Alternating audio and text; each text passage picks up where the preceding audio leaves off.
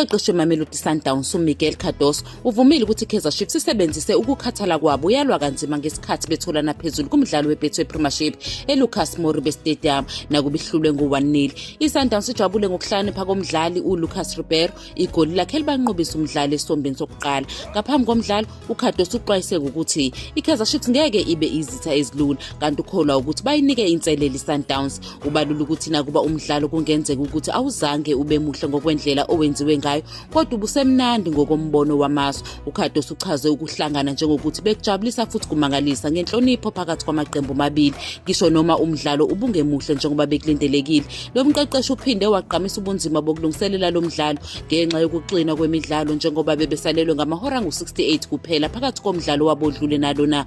uCardoso ugcizelela ukuthi iqembu linomsebenzi onzima hayi nje kuphela ekuzilungiseleleni kodwa nasekufakeni izinhlelo zalo enkundleni.